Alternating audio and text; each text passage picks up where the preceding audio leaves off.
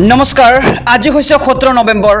অসমৰ লগতে ভাৰতৰ বিভিন্ন প্ৰান্তৰ পৰা আজি সন্ধিয়াৰ কেইবাটাও খবৰ আহি পৰিছে এই মুহূৰ্তত জনাইছো আজিৰ প্ৰথমটো খবৰ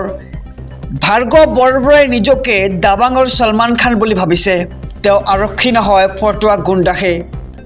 নিলম্বিত আৰক্ষী বিষয়া ভাৰ্গৱ বৰবৰাই মুকলিকৈ জ্ঞানদীপ হাজৰিকাক ক্ষমা খোজক যে সামাজিক মাধ্যমত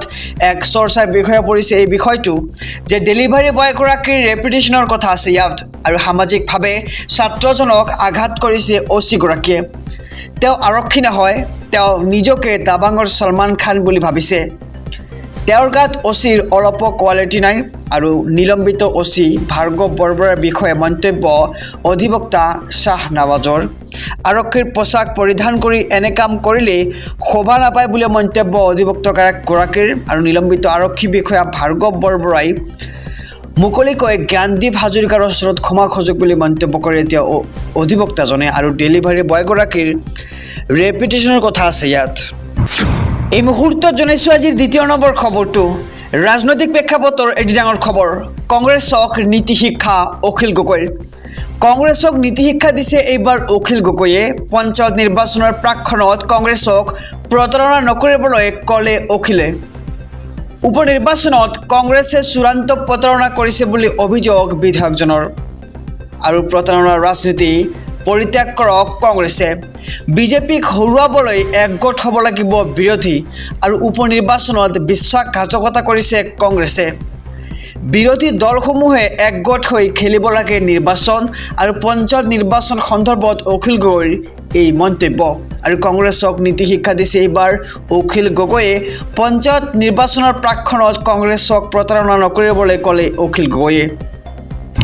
এই মুহূৰ্তত জনাইছো আজিৰ তৃতীয় নম্বৰ খবৰটো ৰেলৰ ভিতৰত আৰু ৰেলপথত বনাব নোৱাৰিব ৰিলছ বনালেই ৰুজু হ'ব গোচৰ ৰেল যাত্ৰাৰ সময়ত বনাব নোৱাৰিব ৰিলছ ৰেলৰ ডবাৰ ভিতৰত আৰু ৰেলপথত বনাব নোৱাৰিব ৰিলছ বনালেই ৰুজু হ'ব গোচৰ আৰু ৰেলপথত ৰখি কৰিব নোৱাৰিব কোনো ধৰণৰ ষ্টেণ্ড ৰেল আৰক্ষীয়ে গ্ৰহণ কৰিব বিহিত ব্যৱস্থা আৰু ৰেল বিভাগে জাৰি কৰিছে এই নিৰ্দেশনা ৰিল বনাই ৰেলৱেৰ সুৰক্ষিত ৰেল পৰিচালনাত বাধা দিয়ে একাংশই আৰু একাংশ যাত্ৰীৰো অসুবিধাৰ সৃষ্টি হয় এনে ৰিলছ ক্ৰিয়েটৰৰ বাবে শেহতীয়াকৈ পোহৰলৈ আহিছে এনে বহুকেইটা ঘটনা জয়পুৰৰ ধানক্য ৰেল ষ্টেচনত ৰুজু হৈছে এটা গোচৰ আৰু ৰেলপথত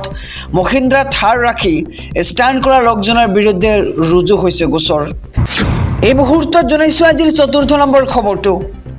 ৰাজপথৰ সাধাৰণ নাগৰিকৰ ওপৰত বল প্ৰয়োগ নকৰিব ৰাজ্যৰ মুখ্যমন্ত্ৰী ডক্টৰ হিমন্ত বিশ্ব শৰ্মাৰ আহ্বান অসম আৰক্ষীলৈ